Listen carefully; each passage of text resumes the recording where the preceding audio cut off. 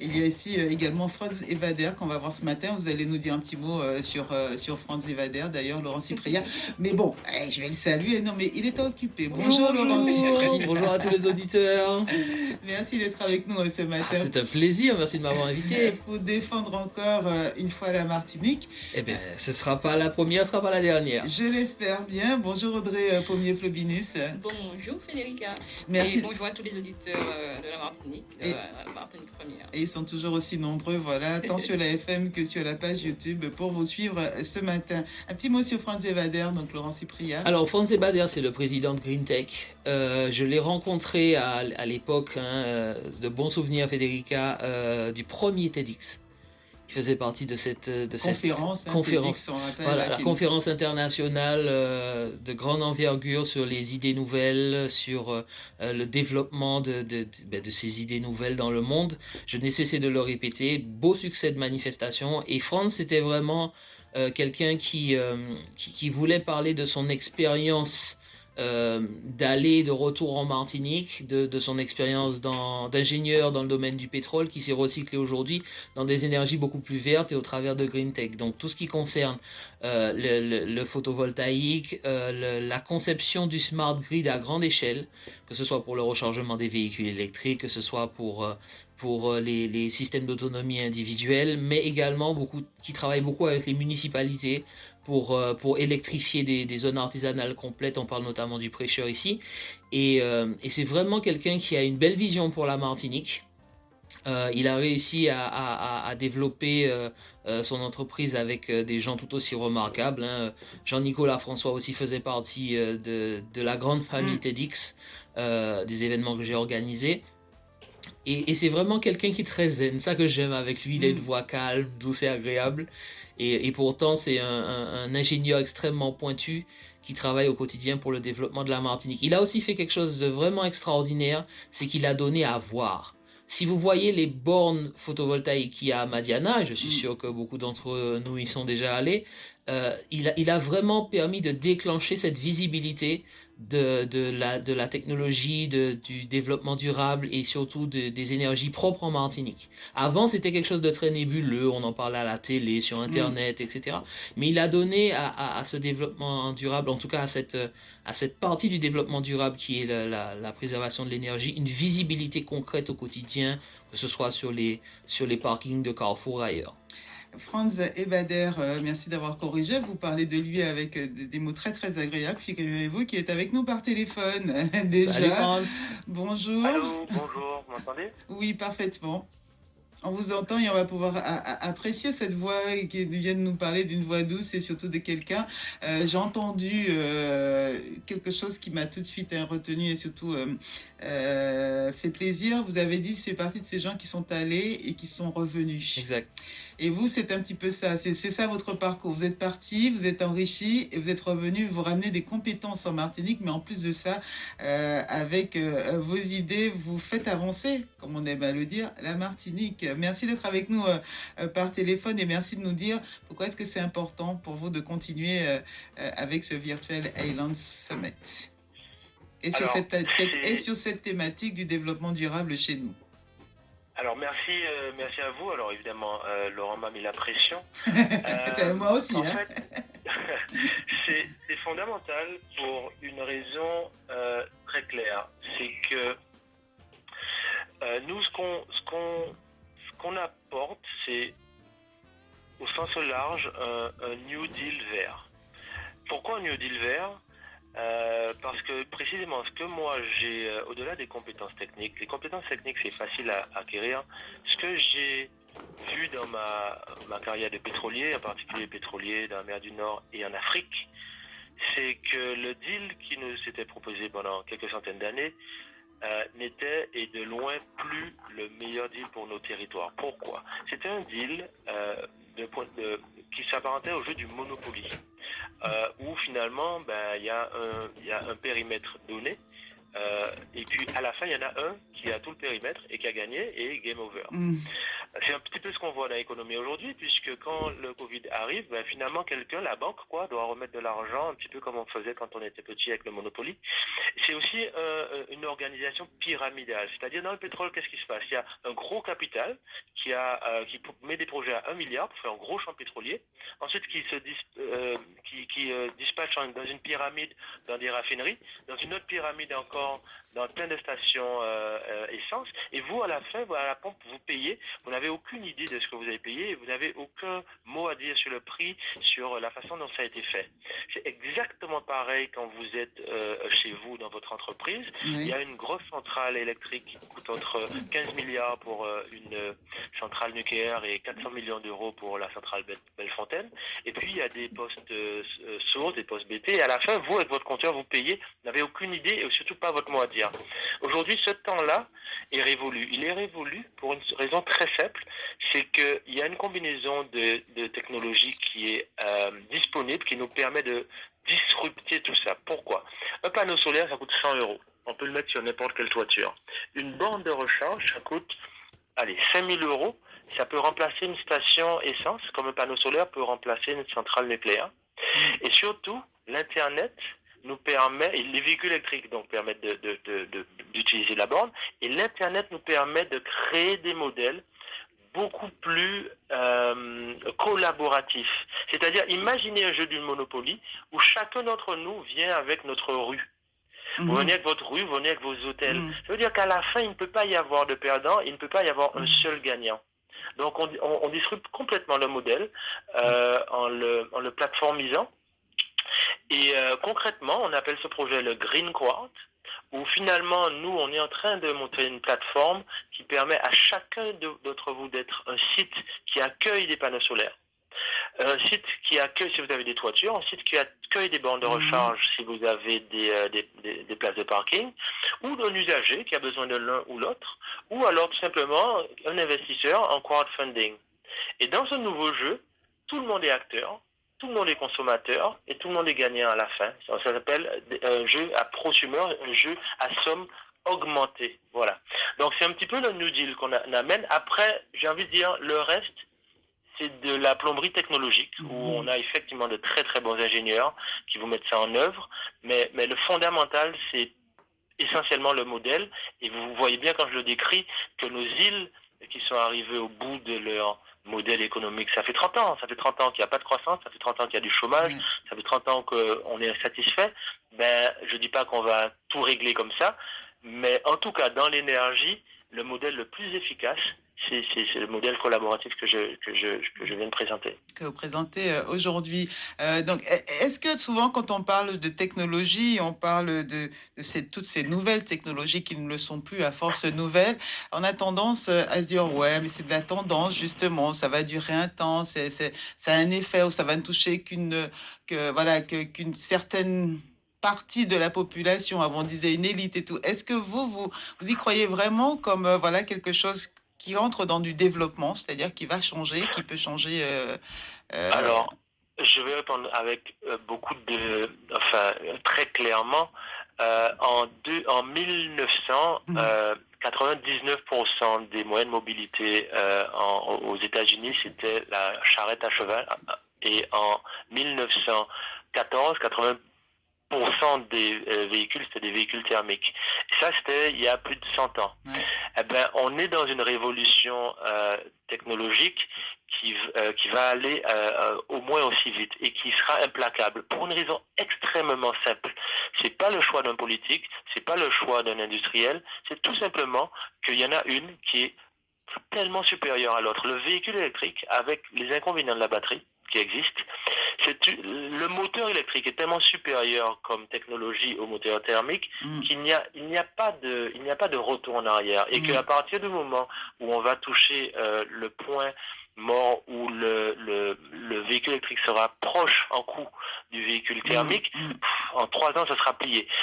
Pourquoi? Parce que moi, quand je fais un plein, disons un plein 700 km avec un véhicule thermique, je suis dans les 70 euros. Quand je fais le même plein avec un véhicule électrique, je suis à 7 euros. solaire. Donc à partir de là, voilà, il y a pas tellement de discussion. Du moment que les gens toucheront du doigt cette réalité-là, ça va aller extrêmement vite. C'est la décision de personne. Et du moment où ces réalités vont se rapprocher des réalités de leur poche, ils ne se poseront plus les questions. Les premières plaques, on va dire, photovoltaïques sont arrivées en Martinique, cellules photovoltaïques, il y a presque 50 ans déjà. Comment expliquer voilà, que ça a mis autant de temps? Alors effectivement, on parle d'automobile, c'est un produit qui permet très facilement de rentrer dans les foyers, mais il y a aussi l'usage tout simplement du courant électrique pour de l'éclairage, pour du refroidissement, pour tout type d'usage. Comment expliquer qu'on mette autant de temps finalement à s'équiper ici chez nous par le solaire et notamment par le photovoltaïque? Oui, la question est très très bonne. En fait, il y a deux raisons. La première, elle est, vous savez, l'industrie et donc l'économie d'un pays a une inertie très forte. Quand le dernier projet pétrolier sur lequel j'ai travaillé, c'est un projet de 10 milliards de dollars au large de l'Angola. Moi, je gérais un work package de 300 millions de dollars. Donc, c'est des chiffres énormes. Ouais. Donc, c'est une inertie énorme avant d'absorber tous ces investissements-là. Du coup, ça prend un petit peu de temps. La bonne nouvelle, c'est que ce projet à 10 milliards-là, enfin la bonne nouvelle pour l'énergie nouvelle, c'est que c'est 1 milliard de barils de dollars, ce qui a l'air beaucoup, mais 1 milliard de barils, c'est 11 à 12 jours, une dizaine de jours de la consommation mondiale. Oui. Donc finalement, ce sont de gros investissements, des technologies extrêmement complexes pour finalement des gouttes d'eau dans notre consommation. Aujourd'hui, là, vous voyez bien, enfin, avec ces chiffres-là, que en comparaison, un panneau solaire, c'est 100 € que vous pouvez mettre sur votre toiture. Ouais. Donc, vous voyez bien qu'aujourd'hui, la compétitivité est largement du côté du panneau solaire. Aujourd'hui, Green Technology revend à EDF de l'énergie solaire sur des petites centrales, même pas des grosses, à peu près à 15-16 centimes le kilowattheure. Quand Bellefontaine le revend à EDF, le réseau, à peu près à 25 centimes le kilowattheure. Donc, l'énergie photovoltaïque est beaucoup plus rentable. Ce qui s'est passé, c'est que il y a eu une très grande accélération ces dernières années quand l'industrie a réalisé qu'on arrivait au bout du rouleau d'un modèle et a commencé à se pencher sérieusement sur l'autre modèle. Et entre-temps, il y a eu la COP 21. Il faut bien réaliser que la COP 21, c'est 195 pays. L'ONU en 45, c'était 48 pays. Ouais. Donc, quand tout le monde est d'accord sur un truc, il y a peut-être des bonnes raisons pour ça. On est d'accord. En tout cas, on vous donne la parole dans quelques instants. On rappelle que vous, Franz et Bader, vous avez monté une start-up. C'est ça, au départ, et qui aujourd'hui propose des solutions pour ceux qui souhaitent recharger leur véhicule électrique, mais également avoir tout simplement de la recharge électrique à la maison, mais aussi pour les entreprises, par exemple, et qu'aujourd'hui, avec notre beau soleil, justement, on se rend compte que on peut faire de belles choses en Martinique et on peut créer de belles sociétés. 10h28, petit message pour vous. Il y a Prisca, une auditrice qui souhaite intervenir. On va l'accueillir juste après cela. Merci d'être chaque jour nombreux à nous suivre sur la chaîne YouTube de La Première. Grâce à vous, la radio n'a plus de frontières. Notre force, c'est vous. C'est pour ça nous qu'à travail. Durant toute cette rentrée, La Première vous accompagne. La Première, toujours à vos côtés. 10h29 chez nous, Prisca, l'auditeur, est avec nous, 63 23 23. Bonjour Prisca. Bonjour Prisca. Bonjour Frédérica. Bienvenue à vous. Bonjour monsieur. Merci. Et bonjour aux auditeurs de Radio Martinique. Alors, on vous écoute. Oui, il y a beaucoup de choses qui m'inquiètent. Oui. Là, je suis obligé de poser la question. Monsieur l'ingénieur pourra pas me répondre. Ah, profitez parce que moi, je serais perdu. Donc, puisqu'on a Franz et Bader, profitez-en. Voilà. Monsieur l'ingénieur, nous avons beaucoup de voitures en VH. Nous avons eu beaucoup de batteries de voitures. Qu'a-t-on prévu pour éliminer les grosses batteries sorties de Chine? Puisque l'énergie solaire, principalement, c'est la Chine qui a produit. puisqu'il a brûlé la production française. Ouais. Alors moi, j'ai voulu acheter l'énergie solaire, mais quand j'ai su que les entreprises françaises n'ont pas été financées pour développer cette possibilité, j'ai arrêté.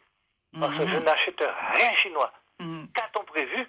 Ma question, qu'a-t-on prévu pour éliminer les batteries une fois usées? Voilà les questions de l'auditeur conscient. Voilà. Franz Ebader, conscient sur deux points, l'achat d'un produit qui est essentiellement fabriqué effectivement dans la zone asiatique. Et c'est vrai que quand on parle de cette énergie solaire, très souvent on nous parle du problème des batteries. Alors on vous écoute. Alors, c'est une excellente question. Oui. Et alors, premièrement, parce qu'il y a beaucoup de questions dans la question, alors je vais éliminer ce qui n'est pas de mon ressort. Premièrement, la politique de ne rien acheter chinois, au-delà du fait que je doute vraiment si monsieur est importable qu'il n'ait rien acheté de chinois, mais je comprends et je respecte, c'est pas de mon ressort. Maintenant, le sujet de la batterie. Il faut être très clair sur une chose. Je l'ai dit, la batterie, c'est un produit alcalin, donc d'un point de vue environnemental, pour rester poli, c'est pas propre et c'est pas bon du tout. Maintenant, moi je viens du pétrole. Vous avez une ressource qui est le pétrole, qui n'est pas propre, qui n'est pas bonne du tout, qui est très cher, qui fait une dépendance extérieure et qui crée un certain nombre de guerres dans certains pays, et que vous brûlez avec une efficacité de l'ordre de 15% pour votre mobilité. Et vous avez bref, vous avez une batterie, donc vous avez une énergie solaire qui est assez propre, puisque c'est quand même du photovoltaïque, c'est-à-dire 25 ans de durée de vie, des investissements quand même relativement bénins, mais vous avez, pour vous stocker votre énergie, une batterie qui est donc communément acceptée comme étant une saleté. Sauf que c'est un investissement. Et donc, d'un côté, vous avez une saleté que vous brûlez, et de l'autre côté, vous avez un investissement qui dure un certain nombre d'années dans le véhicule et dont la deuxième vie sera dans les bâtiments. Pourquoi? Parce que ce qui est communément admis dans l'industrie, c'est qu'une batterie de véhicule, quand elle arrive à peu près aux 2/3 de sa capacité, elle n'est plus apte à rendre service de mobilité. Donc, on la reconfigure pour l'utiliser dans le bâtiment. Et là encore, elle double encore sa durée de vie. Une fois que j'ai dit tout ça, le calcul de l'impact environnemental, moteur thermique, que ce soit le diesel de Bellefontaine, enfin de la centrale de production, ou que ce soit dans votre voiture, versus électricité avec stockage, est toujours très favorable à le photovoltaïque avec des batteries. Mais il faut bien admettre que la meilleure mobilité, c'est bien la charrette à cheval. Donc, si les Martiniquais étaient ouverts à une vraie mobilité durable éternellement, ce serait la charrette à cheval. Parce que le bois, c'est renouvelable, le cheval, c'est renouvelable, et en plus, on peut faire de l'engrais avec les détritus qui lèchent. Donc, moi, j'adapte juste ma technologie à ce que le marché, et donc nos concitoyens, peut-être monsieur, sont capables d'absorber. Mais demain, mais il n'y a aucun doute que dans l'ordre de propreté, il y a la charrette à cheval, puis le véhicule électrique alimenté par du solaire, et en dernier, le véhicule thermique. Donc, je ne sais pas si j'ai répondu à la question, j'ai fait de mon mieux en tout cas. Mais en tout cas, c'est une façon de sensibiliser sur le fait que ce soit certainement plus propre, mais qu'il y aura toujours production de déchets. Et ce problème de batterie, vous avez parlé du téléphone portable, ce problème de batterie, de plus en plus, la société devra de toute façon y faire face. Laurent Cyprien? Oui, et en plus, alors, il y a deux aspects. Premièrement, ce que j'ai aimé en invitant des ingénieurs au Virtual Island Summit cette année, c'est qu'ils ont benchmarké les différents matériaux qu'ils utilisent. Pour mes auditeurs. Oui, ils ont comparé. C'est-à-dire qu'en fait, de toute l'offre chinoise, néerlandaise, internationale qui peut exister, de tous les produits qu'il y a, ils ont pris le temps de choisir les meilleurs, ceux qui sont les plus adaptés pour la Martinique, pour les usages que nous avons parce qu'ils sont martiniquais comme nous, ils en ont conscience. On a vu la catastrophe que ça peut faire quand on importe des solutions toutes faites. Le travail des ingénieurs, c'est d'adapter. Deuxièmement, il y a énormément de filières. On n'a parlé que 2 cycles de vie de batterie, mais il y a également une filière de régénération de batterie, il y a une filière de traitement de batterie. Moi, je trouve qu'à l'heure actuelle, les gens qui lâchent leur batterie dans la mer ou dans la nature, ça devrait être pénal, ces choses-là. C'est inadmissible. Donc, il y a des filières, il y a véritablement des entrepreneurs qui travaillent dans ce domaine, ils régénèrent vos batteries, ils les récupèrent à votre place, vous n'avez pas à les laisser dans la nature. Et ce travail d'ingénierie, c'est toute une filière, du début jusqu'à la fin. Il y a au moins 4 vies dans une batterie, ce qu'il n'y a pas évidemment dans l'essence qu'on brûle. Et encore, ça amène à continuer la réflexion, justement, le durable, c'est ça, c'est qu'il ne faut pas que ça s'arrête là et que ça devienne un déchet. Donc, ça veut dire que même le déchet doit être encore... Pris en charge par celui qui l'a créé. Pris en charge, mais exploité et peut-être même servir à réutiliser, à en faire création. Merci à Prisca pour la question. Merci à vous, Franz et Bader. Il y a Jocelyne aussi, on leur donne la parole aux auditeurs autour de ces questions, de ces sujets. Bonjour Jocelyne. Bonjour, je vous appelle pour vous faire part aussi de préoccupations, malheureusement.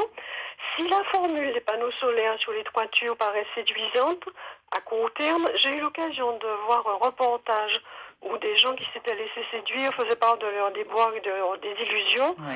Quand ces panneaux arrivaient à obsolescence, c'est qu'il fallait les enlever du toit et les remplacer. Le coût est prohibitif, il est à la charge du propriétaire de la toiture et se pose aussi le problème de son recyclage. Qu'en est-il réellement ? On revient donc sur effectivement avoir une bonne si on fait une marge de consommateur. Apparemment, au moment du démontage, il faut pouvoir supporter les frais. Vous devrez peut-être faire face à ça également, Franz et Bader. Ben oui, c'est la triste réalité de notre société matérielle, c'est-à-dire qu'à chaque fois qu'on met un matériel en œuvre, il a un impact environnemental négatif. Pour tout vous dire, parce que là, on est rentré dans une partie de notre activité. Green Technology est un opérateur de transition énergétique. Et vous pouvez demander à tous nos clients, on commence toujours chez eux par leur dire quelque chose, le meilleur kilowattheure ou le meilleur kilomètre, c'est celui qui n'est pas consommé. C'est-à-dire qu'on commence par réduire les factures EDF et réduire leur mobilité ou alors leur organiser des mobilités peut-être plus partagées, plus optimisées. Nous, on ne va pas vous vendre de la magie. Vous avez un impact euro, énergie et CO2. On va vous le réduire avec un audit énergétique, une prestation d'efficacité énergétique, et ensuite on va remplacer une partie avec du photovoltaïque, et pour votre mobilité, une partie avec des véhicules électriques alimentés par le photovoltaïque. Si vous souhaitez réellement réduire vraiment de façon très drastique votre consommation, encore une fois, c'est exactement comme la charrette à cheval, il faut accepter de ne pas mettre de clim chez vous. Il faut accepter de peut-être faire moins de voyages avec vos véhicules, mais la magie, elle n'existe pas et le concept marketing de l'énergie renouvelable toute propre, non, c'est un mensonge. Ce qui se passe, c'est qu'on réduit de 30, 40, 50% notre impact, ce qui est déjà énorme. Et en plus, c'est plus compétitif. Et en plus, c'est notre soleil local, et en plus ce sont des ingénieurs et des techniciens martiniquais, et en plus on ne dépend pas d'un tuyau qui arrive en Martinique de l'étranger, et donc en on plus est autonome. Pas à des guerres en Afrique. Donc il y a beaucoup de bénéfices, mais le concept du zéro impact, il n'existe que quand on est dans le bois, le bambou, voilà. Ça sous-entend encore qu'il y a des métiers, qu'il y a des activités qui peuvent encore voir le jour en Martinique, puisqu'il faut, d'ailleurs, le premier intervenant qui a parlé des VHU, il a parlé de la batterie, mais il n'y a pas que la batterie. On se rend bien compte du poids de ces carcasses de voitures, de ces VHU sur notre environnement. Il est 10h39, on marque le temps. Merci à vous, Franz et Bader. On va aussi donner la parole à Emmanuel Marilus. On laisse le standard, bien sûr, ouvert pour les auditeurs. 8h, 11h, mieux vaut le savoir. Alors, Emmanuel Marilus, les auditeurs le connaissent bien. Il a, depuis des années, il défend c'est cette idée qu'un tremblement de terre, on dit toujours que on est un peu fataliste, on dit on peut rien y faire, on peut pas le prévenir, on peut pas le prévoir, on peut pas machin. De toute façon, c'est là qui a passé, c'est en irrité là, presque mettez la main en la tête tout. Et depuis des années, Emmanuel Marilus nous dit non. Emmanuel Marilus, tout le monde le connaît, mais Emmanuel Marilus aujourd'hui est devenu un symbole, un espoir pour tous les porteurs de projets qui ont une ambition et qui se retrouvent devant des portes fermées, mais sachez qu'un jour, ces portes s'ouvrent. Emmanuel Marilus, c'est un personnage, c'est un personnage, et la Martinique a beaucoup de chance d'avoir ce personnage ici. Profitez de sa présence physique, parce qu'en fait, le monde se rappellera d'Emmanuel Marilus. C'est un monsieur, un entrepreneur qui a mis son expertise au service de sa population, de la Martinique.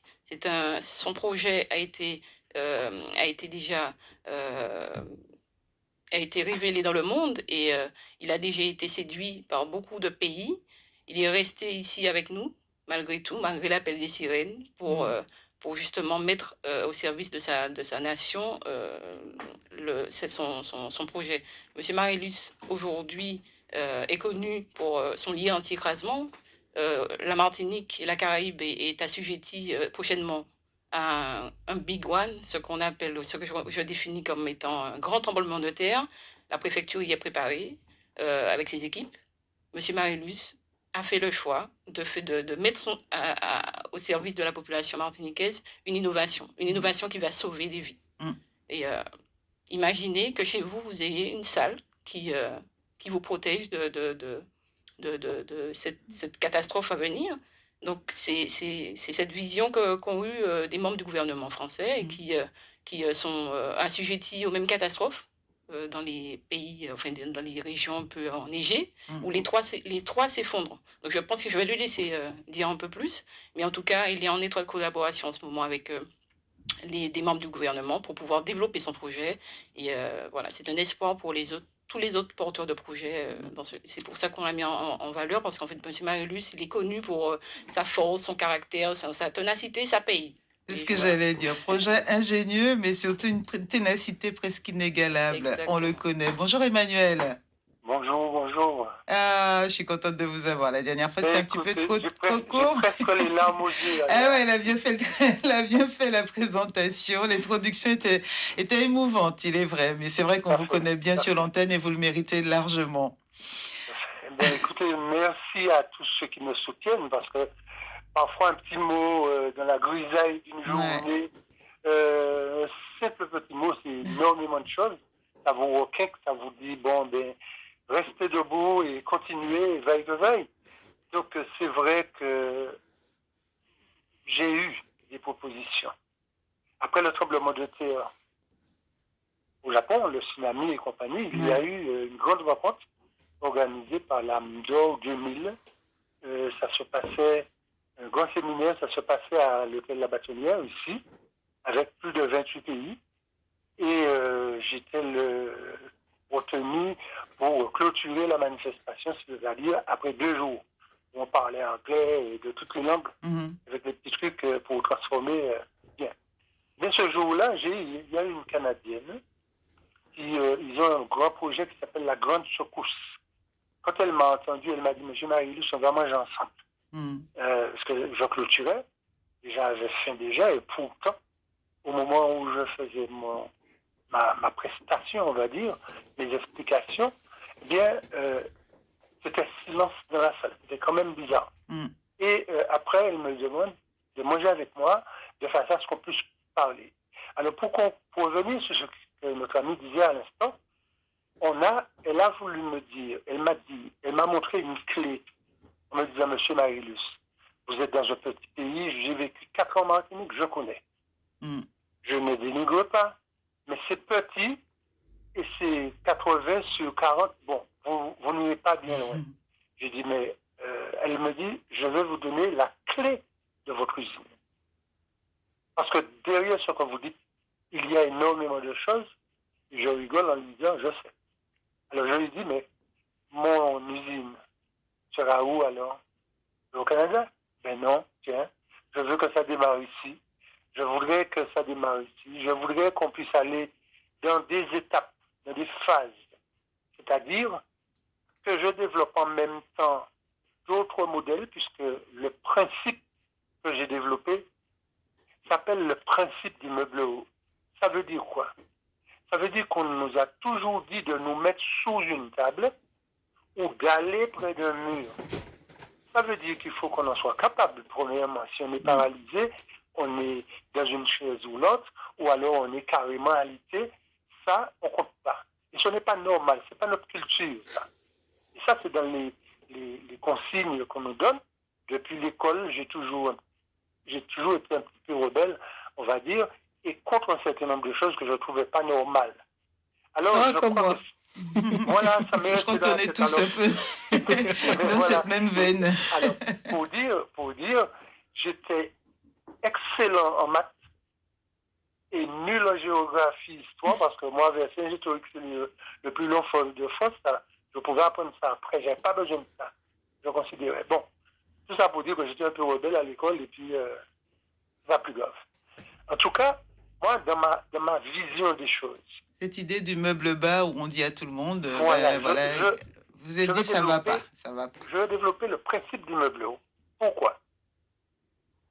La Terre tremble, j'ai 3 immeubles que je suis en train de faire à l'époque en plein bourg de Saint-Pierre. C'est facile à voir, c'est peint jaune, et machin, bon, c'est facile à voir. 3 gros immeubles. Je suis entrepreneur bâtiment. Et la Terre a tremblé ce jour-là. Il faut que les gens comprennent comment une idée peut naître dans la tête de quelqu'un. Si vous savez que vous y croyez à votre idée, vous vous dites que va j'irai jusqu'au bout. Bon. Et ce jour-là, la terre a tremblé. Et quand je parle, je dis à mes gars, écoutez, vous épontillez. Vous savez, quand vous décoffrez la maison, vous remettez les étais pour que ça sèche un peu avec les étais en dessous pendant un temps. Et je parle, je leur dis, quand la terre avait tremblé, les gens étaient dans la rue, je leur dis, de toute façon, la partie coffrée ne tombera pas. Et j'aime m'expliquer ça aux gens quand on m'invite dans les conférences, dans les écoles, les lycées, les collèges, à l'EGC et partout. On n'a pas l'impression, mais je suis déjà passé à plusieurs endroits où les gens ont voulu m'entendre.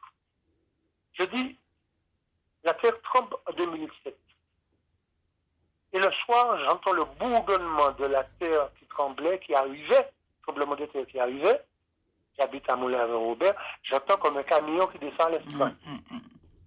Et le bruit ne me sort pas de la tête. Je me dis, mais attends, pourquoi tu as dit à tes bonhommes que si la terre tremble à nouveau, la partie de l'immeuble coffré ne tombera pas? Ça voulait dire quoi? C'était un signe, c'était un destin, c'était un sacerdoce, je ne sais pas comment l'appeler. Mais ce jour-là, je suis allé à mon bureau qui est à 100 mètres. J'ai travaillé jusqu'à 2h du matin, 3h du matin. J'ai essayé de comprendre que j'avais, à travers ces quelques mots, balayé de revers de main ce qu'on pourrait appeler la théorie du triangle of life de M. Doug Cope aux États-Unis. Il parle de triangle imaginaire, vous êtes debout près d'un meuble haut et que vous avez une chance de ne pas être écrabouillé. Ça veut dire que le meuble s'écrase et vous avez une chance sur 1000 d'avoir une petite poche d'air à côté, de l'épaisseur du meuble écrasé. Bien, je ne suis pas là pour critiquer, mais en fait pour dire qu'aujourd'hui, son fameux triangle of life, si les gens veulent aller regarder sur Google, ça a disparu. Ils ont mis un panneau d'interdiction dessus, alors que pendant longtemps, les États-Unis ont soutenu mordicus ce monsieur. Bien. Alors maintenant, quand je vais à mon bureau, je me dis, mais attends, quel est le meuble le plus proche de la charge? Parce qu'en fait, c'est ça.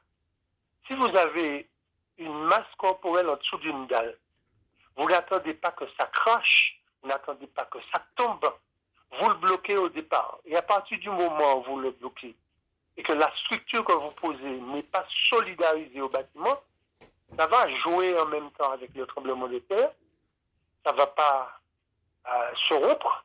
J'ai travaillé beaucoup sur le modèle du lit avec un système d'arceaux à l'intérieur, puisque le roue ne peut pas rompre comme à l'angle d'un angle droit. Quand j'ai bien concocté ça pendant la nuit, le lendemain, j'ai fait une structure avec des tuyaux, des tubes et des machins, et j'ai habillé un lit comme un lit à Baldac. Et me voilà parti dans une aventure extraordinaire où j'ai rencontré des gens, des architectes du patrimoine de France, par exemple, M. Fabrice Drey. J'ai un courrier à lui que je véhicule sur mon mur, c'est un peu rigolo. Mais en fait, c'est un monsieur qui a salué, d'être très tôt, j'ai mis ça sur les réseaux sociaux, c'est un monsieur qui a salué la pertinence de cette vision qui va changer, d'après ce qu'il disait, qui va changer le monde. Et après, on dira qu'il n'y a pas d'idée en Martinique. Et on disait la semaine dernière qu'on se demandait si les Martiniquais pouvaient impacter le monde. Et bien, M. Marilus, c'est un exemple. C'est un excellent exemple. Un exemple flagrant. Avec son projet. Alors, c'est génial hein, de l'entendre. On le savait déjà avec les meubles. Et là, vous poussez un petit peu plus la réflexion en imaginant que le bâtiment peut même, désormais, au niveau de sa conception, on peut prévoir d'avoir une salle, hein, de renforcer. En ce moment, il est accompagné dans cette dynamique pour créer véritablement une cellule à l'intérieur de la maison qui va protéger les habitants de la maison. Qui peut protéger tout un foyer. Voilà, donc, il est parti d'un lit. Oui, c'est ça. Et ça a été développé et c'est devenu maintenant une pièce, une cellule de confinement, on va dire. Le mot est à la mode. C'est devenu une cellule de confinement et qui va permettre de sauver des vies. Donc, si chaque Martiniquais possède une maison, dans sa maison, cette cellule, je crois qu'on pourra sauver beaucoup de monde et que les sacs mortuaires resteront à la préfecture. Et aujourd'hui, alors, l'actualité pour continuer à faire connaître cette idée, continuer à la soutenir, ce serait quoi et c'est quoi, Laurent ou Emmanuel? En fait, cette idée, c'est évidemment de lui trouver des opportunités de développement. On a vu que, par exemple, sur le photovoltaïque, ça a pris une 50aine d'années pour se mettre en place. J'espère que ça prendra beaucoup moins pour M. Marilus. Mais de toutes les façons, hein, comme on dit chez nous, c'est pas patience et puis crachat hein, qui sort le mot. Donc, au-delà de cet aspect-là, il y a aussi une prise de conscience. Je pense que le rôle des médias et le rôle notre rôle à nous d'ambassadeurs au Virtual Island Summit, c'est aussi de faire shifter les consciences et de leur faire comprendre qu'il y a une opportunité à ce niveau-là. Et ça me permet de rebondir aussi sur le fait que la sismicité, c'est pas uniquement pour nous la Martinique, il y en a également pour les autres. Et de revenir également sur la question de patience et surtout de détermination à faire connaître. Je crois qu'on est vraiment dans notre rôle là, c'est de dire voilà ce que la Martinique peut produire, voilà ce qu'on peut vous proposer et je suis certain que ça va interloquer plus d'une personne à ce niveau-là. Tout à fait. Alors la plus belle chose qui est arrivée dans ce projet, en dehors des gens qui me rencontrent au chemin qui me disent je t'ai entendu sur la radio ce matin, et des gens de monsieur tout le monde hein, qui me disent mais tu ne penses pas que. Et tout au long de cette période, je dirais que le temps a fait son œuvre, le projet a mûri grâce à la population martiniquaise, donc j'avais raison de ne pas aller ailleurs. En effet. La plus belle chose, c'est que lorsque le nouveau gouvernement arrive, on sent, c'est pas de la politique, hein, mais on sent un président qui est omnibulé par la création d'activités. Pour moi, à partir de ça, tout le reste ne compte pas. C'est ce qui m'intéresse avec lui. Alors, et il va lancer les assises des Outre-mer. Nous allons y participer plus ou moins. Nous avons beaucoup participé d'ailleurs en Martinique. Nous sommes au niveau des Outre-mer, le département avec le maximum de projets. Ah, c'est génial. Bah oui, on nous empêche de faire, ça nous empêche pas de penser. Alors nous qu'à penser, nous qu'à faire projet. Il n'est pas qu'à réaliser, mais nous qu'à faire projet. Nous pas ni pétrole, nous qu'à faire le bain. Nous sommes presque le centre du monde. C'est génial. Je plaisante, évidemment. Non, pour dire que lorsque j'ai déposé mon dossier là, puisqu'il y avait des suspicions, il y a beaucoup de suspicions chez nous, c'est malheureux, c'est tuant. C'est décourageant, mais comme je sais que ce que j'ai en tête, je suis comme un peu omnibulé par ce que je fais, je continue. Alors, parce qu'il y a des gens qui vous encouragent, et c'est des gens simples. Et les gens qui vous découragent, c'est souvent des gens intelligents, entre guillemets. C'est malheureux, parce que ça s'apparente un peu à de la méchanceté. Merci Emmanuel Marilus. En tout cas, j'espère que ces rêves deviendront réalité. Et comme l'a bien dit Audrey précédemment, vous allez changer peut-être la face du monde si des grosses entreprises comme celles rencontrées décidaient de financer, décidaient de se mettre dessus et que ça, que ce soit plus un petit projet qu'on regarde comme ça avec peu de confiance. Mais en tout cas, c'est cette idée juste pour finir. Oui. oui, juste avant de finir, que j'ai été invité dans le cadre du pacte que lance Bruno Le Maire. Le pacte, c'est rassembler tous les startups et voir de quelle façon les faire travailler ensemble. Dans ça, je veux dire aux gens qui nous écoutent et à nos camarades qui sont là, que j'ai un contact avec un CEO, d'après comment il se présente. Il a plus de 2000 et quelques salariés. Il travaille sur le tsunami. Il m'appelle pour me dire, Monsieur Marilus, en Martinique, il m'appelle de chez lui pour me dire, Monsieur Marilus, j'ai vu votre projet sur Google et compagnie, les réseaux sociaux. Ne pensez-vous pas qu'il y a quelque chose à faire ensemble? J'imagine. Je lui dis, monsieur, je ne vous laisse pas aller plus loin. Si vous êtes dans le cadre du pacte, il y a un certain nombre de choses que nous devons respecter. Mais en fait, que je vous dise que imaginez rapidement le lit-abri avec un système d'airbag. Je me suis resté pendant 10 minutes. On a bien compris que M. Marilus est un passionné. Donc, oui, clairement. On attend la suite avec impatience. Voilà, on ne va pas tout dire ce matin, ça nous laissera l'occasion de pouvoir... Bah oui, justement, et le temps est court et on doit se quitter malheureusement là. On va s'excuser auprès de Daniel, hein, c'est ça, Eugénie qui souhaitait intervenir. Maëva aussi, c'était... bonjour Daniel, on s'est fait avoir par le temps. C'est très passionnant, ils sont tous passionnants. Je sais que vous vouliez parler notamment sur le solaire, mais j'espère que sur le projet d'Emmanuel Marilus, vous êtes aussi laissé séduire et que vous avez hâte d'en savoir un petit peu plus, Daniel. Mais oui, j'ai prévu déjà, donc sous ma grande véranda qui est couverte, mais avec des arceaux métalliques, de faire une zone de 6 mètres sur 4 mètres avec un toit renforcé en béton. Mais ce qui est pragmatique pour moi, c'est à la pause des cyclones, c'est donc de faire un choix entre des panneaux solaires et des batteries avec tout ce qui a le côté écologique, ou un groupe électrogène de 5 kVA pour alimenter 2 maisons jumelées. Donc c'est pragmatique. Qu'est-ce qui est le plus rapide à faire et le plus pratique? C'est une question qu'on aurait pu poser à Marwan Beshgan. Malheureusement, on l'a soulagé parce qu'ils attendaient depuis 10 heures.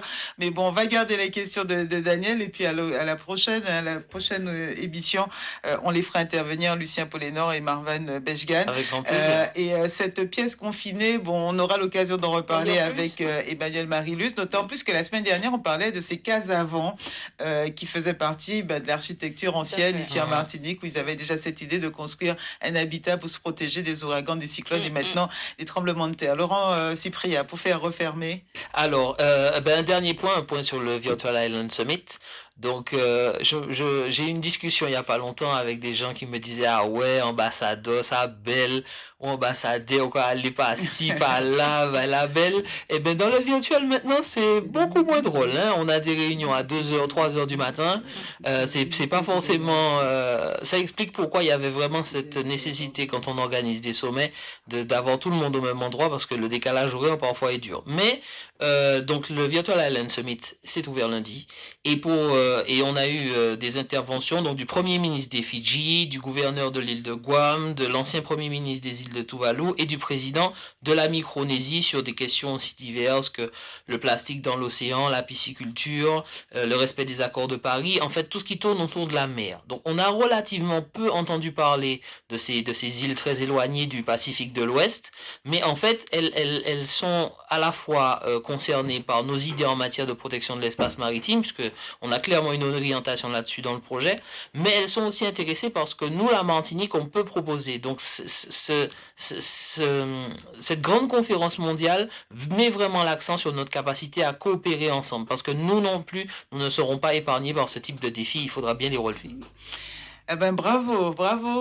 Nous, on va pas vous lâcher. Hein. Ce rendez-vous, c'est le mardi de 10h à 11h. Merci pour la Martinique. Et on recevra tous les acteurs que vous avez choisis. Emmanuel, on reste en contact évidemment. On y reviendra, on en reparlera. Vous pourrez encore une fois partager votre génie avec les Martiniquais. 10h58. Merci à Jean-Louis Mango et à Maëva. À tous nos auditeurs, je vous retrouve demain matin. C'est déjà mercredi. Bonne journée Audrey. À bientôt. Au revoir Federica. Au revoir Federica. Bye bye.